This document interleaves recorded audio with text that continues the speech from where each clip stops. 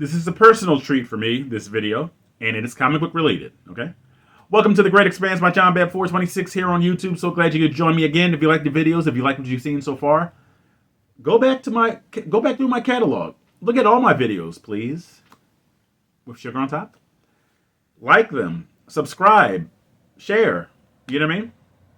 If you can't afford a decent Christmas gift or a Hanukkah gift or a Kwanzaa gift for someone you love, share The Great Expanse by John Bab 426. I just want to see if I can say that without laughing. Okay. All right. So this is a different video, and we're going to be watching. This is the title of the video as well here on YouTube. How Alex Ross creates models for his photorealistic style. And I think this is very key. I think this is apropos because I've been talking about Alex Ross a lot because of the Black Adam trailers. And like I said, the grade of the quality of, especially of Dr. Fate's armor, he just looks straight out of an Alex Ross drawing. And so now we're going to actually see how Alex Ross creates models for his photorealistic style. And that's the name of the video. And we're going to watch it, okay? It's only 8 minutes, okay? And I'm going to make sure I take it to the beginning. All right, stop talking, Alex. Not till we're ready for you. All right, we are ready. In 3, 2, 1, go. Basically, my story is one that I kind of go in places where I'd like to revisit from classic history of the FF. I'm revisiting a story that's not been really sequeled ever before. Intention with doing this project is to not just pay tribute to the work of Jack Kirby in his time on the series, but also give it a sort of physical grounding in a mixture of realism with the styling that Jack brought to his work, where I feel a strong kinship to that work being something grounded that I'd like to translate to the viewer as something that will work His for shirt, everybody. Kirby, Ditko, Finger. And Jack Kirby, one Steve way of Ditko, seeing it Bill Finger. realistically. When I make my comics, I'm usually using live models. Fantastic That's what Four, full historically I've circle. done is friends of mine have posed for various characters or using Oh pictures God, I love of, his style. even established celebrities for certain things. But for the most part, you want to look towards life to give you something back that you didn't have in your head before, which is why I still go to it to this day.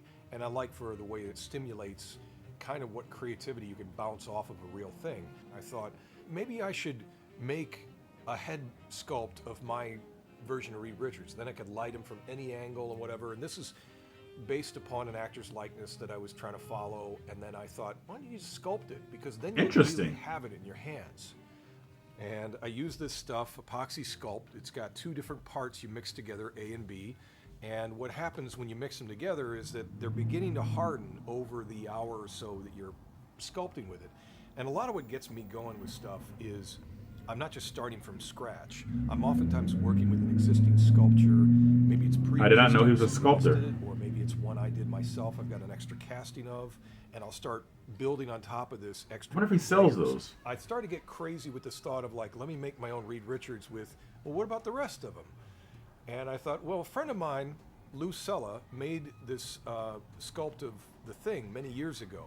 And I was so in love with it because it looked just to me exactly like the way that Jack drew the Thing's head. Jack Kirby drew the Thing's head in the 60s. So I've based my illustrations over the last 20 years upon what Lou did. But I thought, let me take this, and it probably would fit for like a 1/6 scale kind of figure. So if I get a casting of this, then I can pop it on a doll body, and then maybe I don't know, I could use the rest of the body to be sculpted. So if I've got a Hulk doll that's mobile and can do multiple poses and whatever, I can just sculpt epoxy on top of the rest of the body, which is what I did. It was something I thought maybe I can retool this to match what Lou initially sculpted here. I'm gonna go and buy some toys. I mean, figures. Sand off the edges, I'm using like little sandpaper to go in, and then I'm carving into it to sort of resuscitate a lot of the cracks and crevices and make sure I'm not losing those shapes. but I'm trying to alter the shape to fit more This is all these dimensions. to draw So comic what I books. did is I This is ultimately awesome. went through one of these. Talk about a and I made all those pre-production like modifications till I department wound up with something or that looked like pre-viz. this. So I went from this, winding up with this is the result. And I did this one time with this larger head, which is still a reduction from this guy. But once I put it on this body, I thought, it's still too big. So I did it again. So I took an even smaller copy, this one's smaller, and I made all those same modifications, sanding, sculpting. This is hours of work because I got nothing else to do. I sewed the shorts and then, sculpted on all the epoxy. And now I've got this figure that can do all these poses for me. And it means that every time I'm drawing the thing, every single brick is consistent in his skin.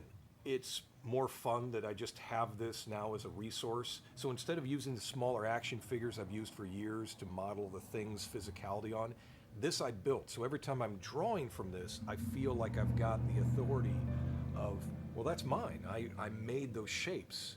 This is fully mine that I'm drawing from, so that I've got these heads that I can light and shade and get real good study off of. So I'm not using any live models for these particular faces. I'm basing my photography upon these sculptures. I knew I wanted to do some version of the FF's costume where it's normally a flat blue, but something that gets to the heart of their origins as astronauts become superheroes. Like glossy. And back in the early 60s, we used to have the Mercury astronauts wore these silver outfits. Even in fact, the first episodes of the Lost in Space TV series, they had these silver outfits because that's what we thought of astronauts at that point. So I was obsessed with this idea. I've always loved the way the and I Fantastic wanted to Four try out look. this, Like iridescent aesthetically, material I had. you It's know, like an stretchy Reed iridescent Richards, spandex. fiery Human Torch, So I sewed these costumes big rocky to make the prototype thing. dolls. It's not that hard. The sewing process goes really fast. And here I didn't wind up adding additional detailing like little lines drawn over the costumes. I didn't change the configuration of the way that their boots and gloves are. All the basic elements of the FF are essentially the same. So when I first was proposing to Marvel that I could do an FF story that would have a particular kind of look to it, I did a piece of black and white art, which this is just the size I did it. I used as a halftone colored pencil just for going across the surface and creating this sort of halftone effect with the lines here, because I didn't want to use proper watercolor wash. I didn't want this to be a painted book. I wanted it to look as much like a pen and ink book as possible. And this would translate then into something I could use as the basis for color tests, of which I wanted to experiment with the way coloring works on me, so it's more abstract, more simplified, and would still allow you to focus more upon the line work and that kind of rendering. So this is one of the examples I came up with of, pretty simple but high contrast kind of color work with a little bit of accenting for things where it's not just purely filling in a shape, but showing some effect of lighting in a scene, but with absolutely no fades, no kind of dark side, don't make shading beams. going on with the coloring. Just purely Not the people, simple but the cars. application of blocks of color. So I haven't done full marker workups yet on everything, but this is the way I would work. Put marker on these copies so that I could test out what would look right. And so these are some variations that I am intending to test out. And so then this will be followed digitally so that the graphic designer working with me will apply colors to match on the files so that it'll look like more traditional or classic comic book coloring, just to see if in a way my artwork would hold up if I had been working in the industry 50, 60 years ago. Terrific.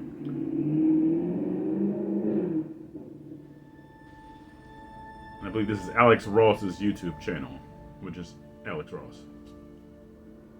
So I strongly encourage you, if you're a fan of Alex Ross, subscribe to that YouTube channel. I'll put a link in the description, okay, so we can get his proper credit. And I just love just gazing over pictures and panels of his drawings.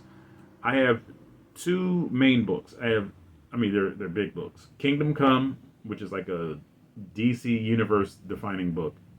It's an alternate tale too. It's basically an Elseworlds tale. And I also have Justice, which is also a huge milestone in the DC universe. Now that's not on purpose. It's not that I don't have any Marvel or Dark Horse or Image items. I don't know if Alex Ross has ever worked for Image or Dark Horse, but he definitely has worked for Marvel. So it's not like I was selective. Like, no, I'm not buying that because it's Marvel. But just those are some of Alex Ross's biggest works, compiled into a big book. The only one I know he did for Marvel is a book called Marvels.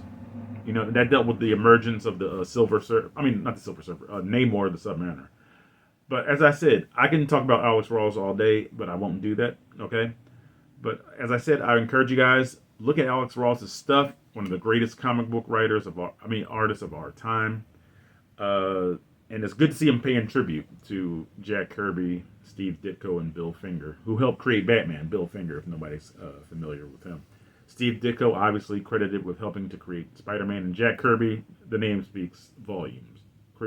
Co-creator of the X-Men, co-creator of the Fantastic Four, Incredible Hulk, Silver Surfer, you name it, Jack Kirby. Darkseid, Orion, the Forever People.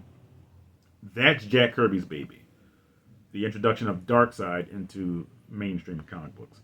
So it's very apropos that there's going to be a lot of material about the Fantastic Four coming out, and I had no idea that Alex Ross was making a book or whatever it is, the Full Circle, and it's sort of coinciding with us awaiting news of the Fantastic Four's inclusion into the MCU. So this is all planned out pretty conveniently, and I can't wait to see the FF or the X-Men in the main Marvel Cinematic Universe. So if you like the video, click like, share, subscribe to the channel, hit that bell for notifications, all. So the next time a new video is dropped, you'll know about it second, and I will know about it first. And the Great Expanse will continue to expand for everyone's enjoyment. Thank you so much.